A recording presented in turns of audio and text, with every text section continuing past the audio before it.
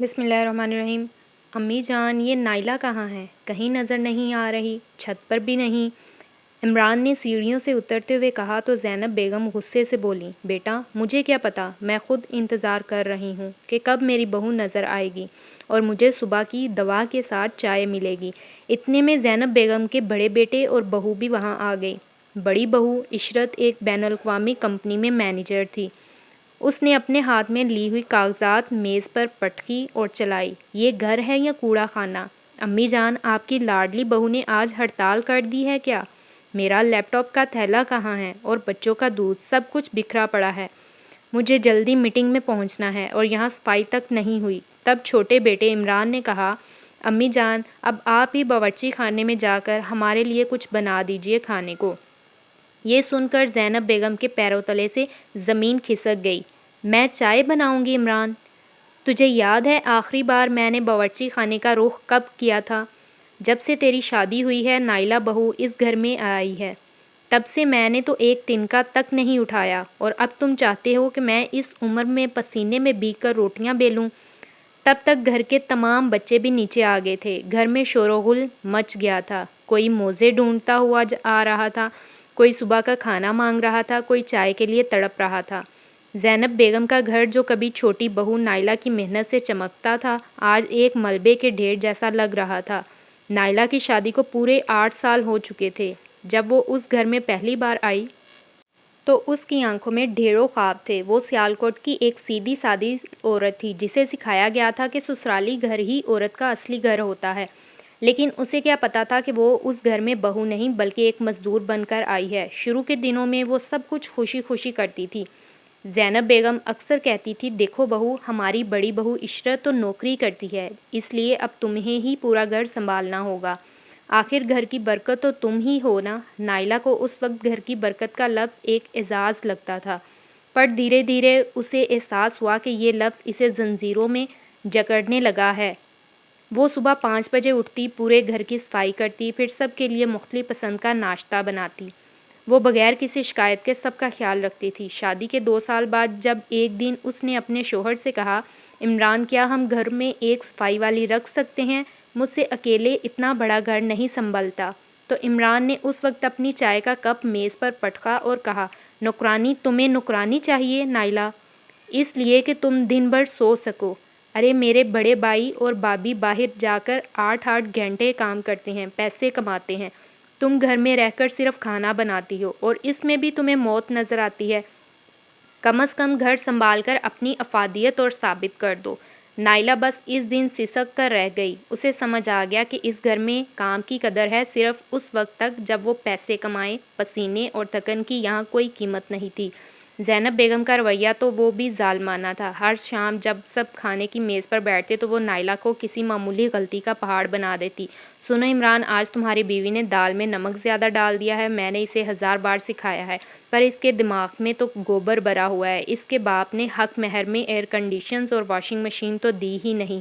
سوچا تھا کم از کم اچھی بیٹی تو دے گا، پر یہ تو وہ بھی نہیں نکلی۔ یہ سن کر پورا خاندان ٹھیکے مار کر ہنسنے لگا۔ نائلہ اس وقت باورچی خانے کے کونے میں کھڑی اپنی دوپٹے سے آنسو پونچھتی رہی۔ اس کی آنکھوں سے آنسو گرم کھانے کے دھوئیں میں چھپ جاتے تھے۔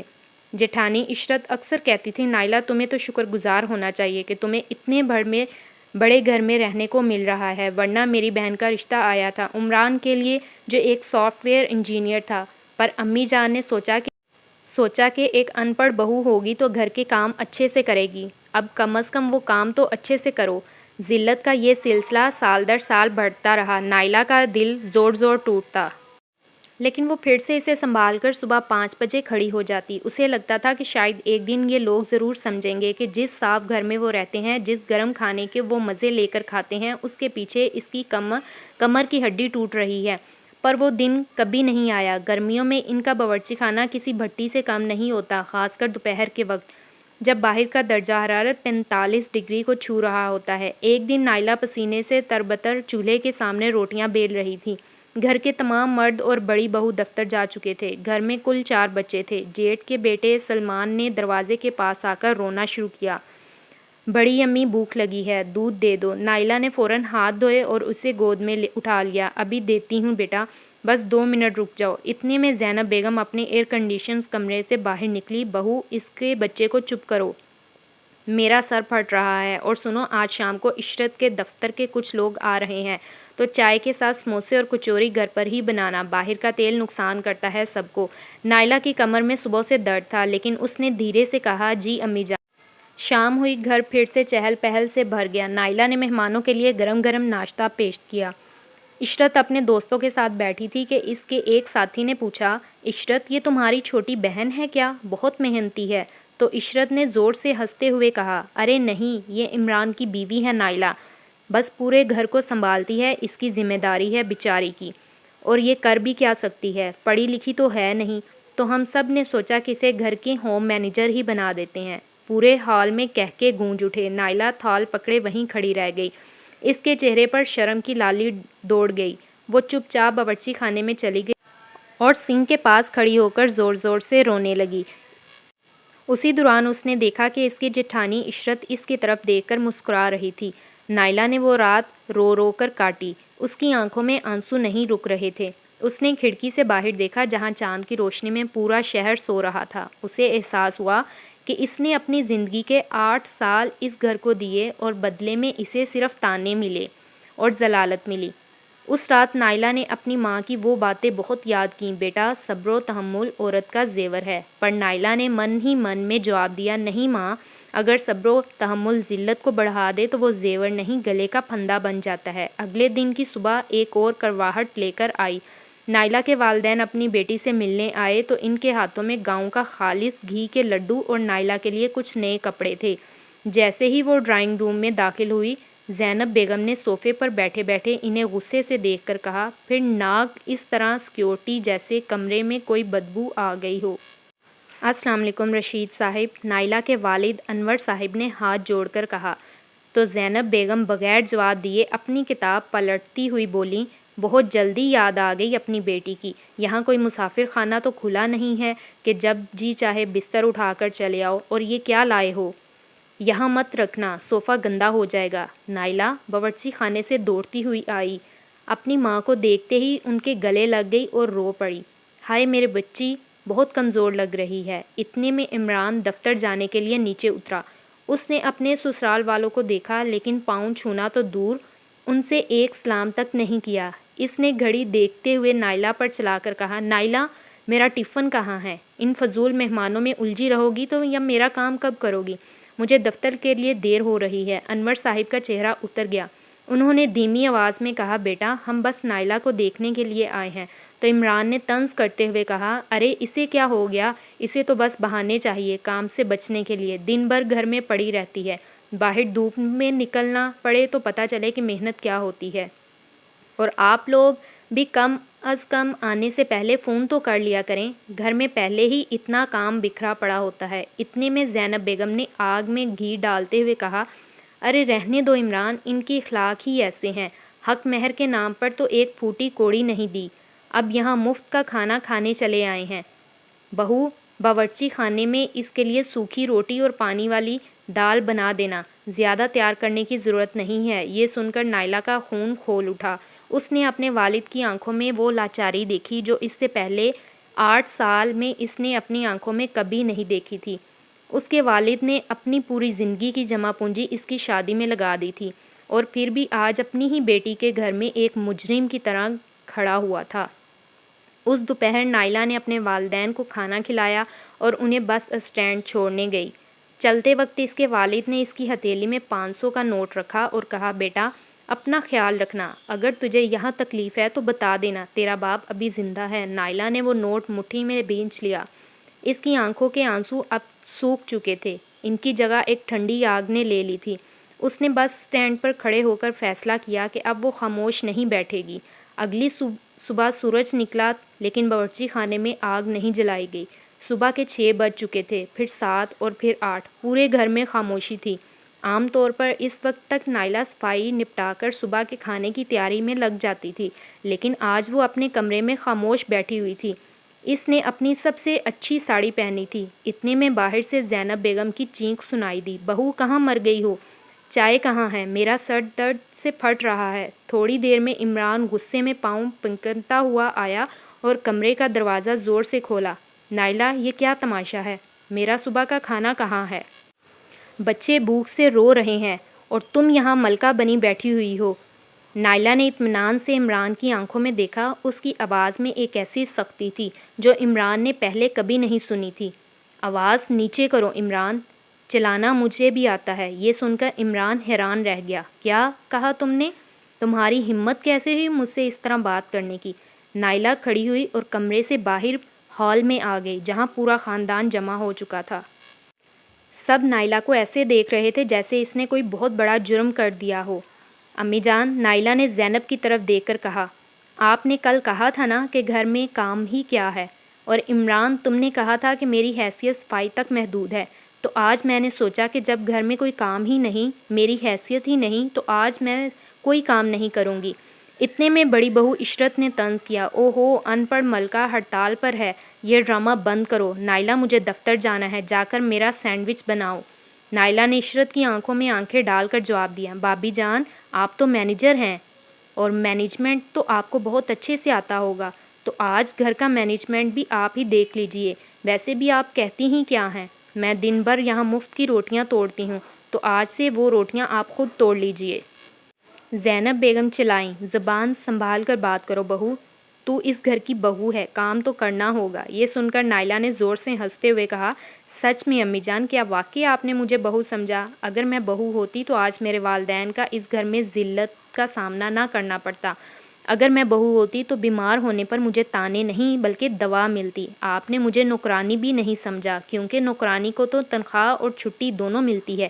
آپ نے مجھے ایک مشین سمجھا ہوا ہے جو بغیر تیل اور بغیر مرمت کے چلتی رہے۔ اتنے میں عمران آگے بڑھا اور نائلہ کا ہاتھ پکڑنے کی کوشش کی۔ بہت بول لیا تم نے، اب خاموشی سے باورچی خانے میں جاؤ ورنہ۔ نائلہ نے اپنا ہاتھ جھٹک دیا۔ ورنہ کیا عمران؟ مارو گے مجھے؟ نکال دو گے گھر سے؟ نکال دو یا مارو، ویسے بھی اس گھر میں میرے پاس کھانے کو بچا ہی کیا ہے؟ میرا خود اعتمادی تو آپ لوگ پہلے ہی کچل چکے ہیں۔ آج سے اس گھر میں جھاڑو نہیں لگے گا، پوچھا بھی نہیں لگے گا، باورچی خانے میں آگ بھی اس وقت جلے گی جب یہاں رہنے والا ہر انسان اپنی ذمہ داری سمجھے گا۔ پھر اس نے زینب بیگم کی طرف دیکھ کر کہا، امی جان، آج چائے خود بنائیے، شاید تب آپ کو پتہ چلے کہ 150 ڈگری کے چولہے کے سامنے کھڑا ہونا کیسا لگتا ہے۔ پورے گھر میں خاموشی چھا گئی۔ نائلہ نے اپنا تھیلا اٹھایا اور بغیر دیکھے گھر سے باہر نکل گئی۔ آج کہیں جانا تھا، اپنی پہچان ڈھونڈنے۔ نائلہ کے گھر سے نکلتے ہی زینب بیگم صوفے پر بیٹھ گئیں اور زور زور سے رونے کا ڈرامہ کرنے لگی۔ ہائے اللہ، کیسی بہو ہے، ساس کا بھوکا پیاسا چھوڑ کر چلی گئی۔ عمران، دیکھ اپنی جوروں کے اثار، آج تو اس نے میری ناک کاٹ دی۔ عمران غصے میں لال پیلا ہو رہا تھا۔ امی، آپ خاموش ہو جائیں، اسے جانے دے، 2 گھنٹے میں بھوک لگے گی تو دم دبا کر واپس آئے گی۔ آخر جائے گی کہاں؟ اس کے باپ کے پاس تو پھوٹی کوڑی نہیں ہے کہ بیٹی کو سنبھال سکے۔ لیکن وقت گزرتا رہا، صبح کے 10 بج گئے، دفتر آ کے وقت نکل چکا تھا۔ بڑا بیٹا اپنے کاغذات ڈھونڈ رہا تھا، عشرت باورچی خانے میں کھڑی چائے بنانے کی کوشش کر رہی تھی، لیکن اسے سمجھ نہیں آ رہا تھا کہ لائٹر کہاں ہے، کہ پتی کا ڈبہ کہاں رکھا ہے۔ امی جان، یہ گھر ہے یا بھلائیاں؟ بچوں کا دودھ بھی ختم ہوا ہے، عشرت جھنجھلا کر چلائی۔ یہ زینب بیگم خاموش بیٹھی رہی۔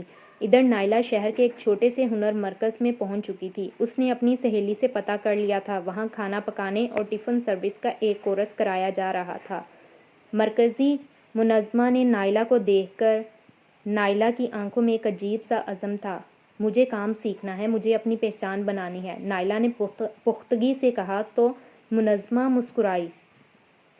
سیکھنا تو بہانہ ہے نائلہ، تمہارے ہاتھ کا ذائقہ تو تمہاری سہیلی نے پہلے ہی بتا دیا تھا۔ کیا تم ہمارے مرکز کی کینٹین کا انتظام سنبھال لو گی؟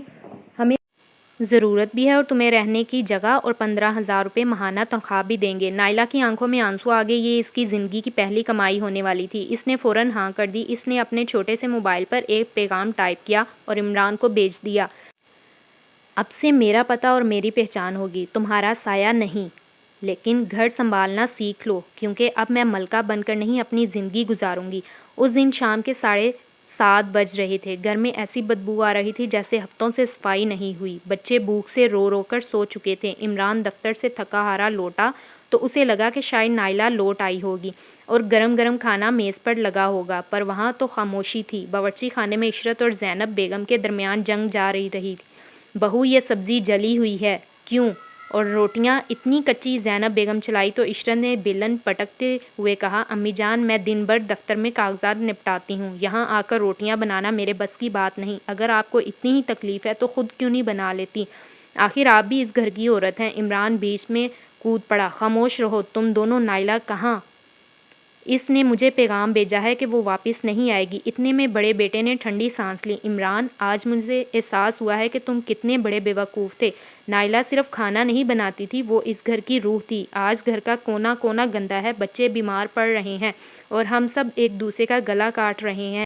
ہم نے اسے ان پڑھ کہا تھا، لیکن اصلی جاہل تو ہم خود نکلے۔ وہ ہمیں اپنا گھر تک سنبھالنا نہیں آتا کہتے ہیں۔ اس نے اپنی والدہ کی طرف دیکھا اور بولا، امی اپنی بہو کو کبھی بیٹی نہیں سمجھا، اور عمران، تم نے اسے صرف اپنی جائیداد سمجھا ہے، اور عشرت، تم نے اسے نیچا دکھا کر اپنا قد بڑھانے کی کوشش کی۔ آج وہ آزاد ہے اور تم سب اپنے ہی بنائے ہوئے غرور کے پنجرے میں قید ہو۔ عمران کو پہلی بار ڈر لگا۔ اس نے فوراً نائلہ کو فون کیا، لیکن فون بند تھا۔ اسے وہ اپنی سب باتیں یاد آنے لگیں۔ تمہاری حیثیت صفائی تک کی ہے۔ آج سے اپنی حیثیت سمجھ آ رہی تھی، جب اسے ایک گلاس پانی کے لیے بھی خود باورچی خانے تک جانا پڑ رہا تھا۔ رات کے 11 بج رہے، پورا خاندان کھانے کی میز پر بیٹھا تھا، جہاں باہر سے منگوا کر ٹھنڈا اور بے ذائقہ کھانا رکھا ہوا تھا۔ کسی کے گلے سے نوالہ نیچے نہیں اتر رہا تھا۔ سب کی نظریں اس خالی کرسی کی طرف تھی جہاں نائلہ بیٹھ کر سب کو کھانا کھلاتی تھی اور خود سب سے آخر میں بچی کھجی روٹیاں کھاتی تھی۔ ادھر نائلہ اس وقت اپنے نئے کمرے کی کھڑکی پر بیٹھی تھی۔ اس نے اپنی ہتھیلی میں رکھے 500 کے نوٹ کو دیکھا جو اس کے والد نے دیا تھا۔ اس نے اسے چوما اور خود سے وعدہ کیا، اب پیچھے مڑ کر کبھی نہیں دیکھنا۔ نائلہ، شروعات آسان نہیں تھی۔ صبح 4 بجے اٹھ کر اسے منڈی جانا پڑتا تھا تاکہ تازہ سبزیاں اور اناج لا سکے۔ اس نے ایک ٹفن سروس شروع کر دی تھی۔ پہلے دن اس نے صرف 10 ٹفن بنائے۔ اس نے سوچا تھا کہ شاید کوئی ان پڑھ عورت کے ہاتھ کا کھانا کیوں خریدے گا، لیکن جیسے ہی لوگوں نے اس کی بنائی ہوئی دال مکھنی اور لچھا پراٹھا چکھا تو خبر آگ کی طرح پھیل گئی۔ شہر کے کام کاج کرنے والے لوگ جو روز ہوٹلوں میں کم مسالے دار اور غیر صحت بخش کھانا کھا کر اب جی رہے تھے، انہیں نائلہ کے کھانے میں گھر کی مٹھاس ملی۔ بہن جی، آپ کے کھانے میں تو میری امی کے ہاتھوں جیسا ذائقہ ہے، ایک نوجوان سافٹ ویئر انجینئر نے ٹفن لیتے ہوئے کہا۔ تو نائلہ کی آنکھوں میں چمک سی آ گئی یہ سن کر۔ اس نے پہلی بار محسوس کیا کہ اس کی محنت کی قدر صرف برتن مانجنا نہیں ہے۔ ایک مہینے کے اندر 10 ٹفن سے تعداد 100 تک پہنچ گئی۔ اس نے دوا اور ضرورت مند خواتین کو اپنے ساتھ کام پر رکھ لیا۔ ادھر زینب بیگم کے گھر میں جہنم جیسا ماحول تھا۔ زینب بیگم کا شوگر لیول بڑھ گیا تھا، کیونکہ وقت پر دوا دینے والا اور پرہیز کا کھانا بنانے والا کوئی نہیں تھا۔ عمران اپنی الماری میں موزے ڈھونڈتے ہوئے تھک چکا تھا۔ اسے پہلی بار احساس ہوا کہ صبح کی چائے سے لے کر رات کے دودھ کے گلاس تک نائلہ ایک غیر مرئی فرشتے کی طرح سب کچھ سنبھال لیتی تھی۔ اگلے 10 دن بعد تھک ہار کر عمران نے ہمت جٹائی اور نائلہ کے مرکز میں پہنچ گیا۔ نائلہ پہلے سے ہی کہیں زیادہ خوبصورت اور خود اعتماد سے بھری ہوئی تھی۔ یہاں کیوں آئے ہو عمران؟ یہاں صفائی کرنے والی نائلہ نہیں رہتی، نائلہ نے سخت آواز میں کہا تو عمران کی آنکھیں بھر آئیں۔ وہ گھٹنوں کے بل بیٹھ گیا۔ نائلہ، مجھے معاف کر دے، میں نے تجھے جاہل کہا، لیکن اصلی جاہل تو میں خود ہوں، جسے اپنی بیوی کی محبت اور محنت کی قدر نہیں تھی۔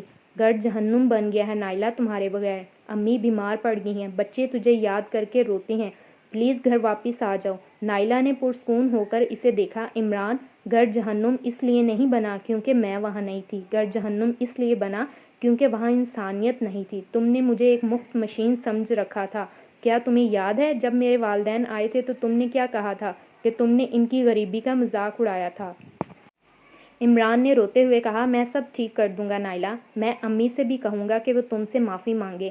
نائلہ نے عمران، معافی الفاظ سے نہیں کردار سے دی جاتی ہے۔ میں گھر واپس آ جاؤں گی، لیکن میری اپنی شرائط پر۔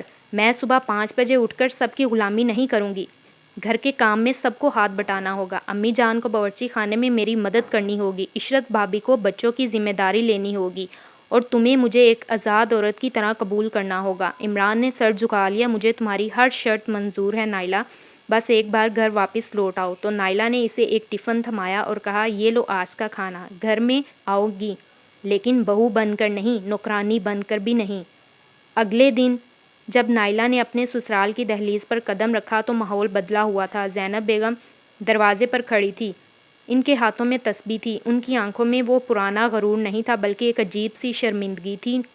بہو مجھے معاف کر دیں، میں نے بڑھاپے کی آڑ میں تیرا بہت خون جلایا، زینب بیگم نے دھیمی آواز میں کہا تو نائلہ نے ان کے پاؤں چھوئے، بولی امی جان پرانی باتیں پیچھے چھوڑ دیجئے، بس یاد رکھیے کہ گھر کی بنیاد اسی وقت مضبوط رہتی ہے جب اس پر لگے پتھروں کی عزت ملے۔ جیٹھانی اور ان کے شوہر بھی وہیں کھڑے تھے۔ عشرت نے آگے بڑھ کر نائلہ کو گلے لگاتے ہوئے کہا، نائلہ مجھے فخر ہے کہ تم نے جو کر دکھایا وہ میں بھی MBA کر کے بھی نہیں کر سکتی تھی، تم نے مجھے انسان بنا دیا۔ اس رات گھر میں پھر سے کھانا بنا، لیکن اس بار نائلہ اکیلے نہیں تھی۔ عمران سبزیاں کاٹ رہا تھا، فیصل میز لگا رہا تھا اور زینب بیگم پاس بیٹھ کر نائلہ اور عشرت کو اپنی پرانی ترکیبیں بتا رہی تھی۔ 8 سال بعد آج واقعی اس گھر میں سکون آیا تھا، کیونکہ اب وہاں کوئی درجہ بندی نہیں تھی، ہر ایک محنت کو اس کی جگہ مل چکی تھی۔ تو وہ دوستو، نائلہ نے اپنے حق کے لیے قدم اٹھا کر صحیح کیا۔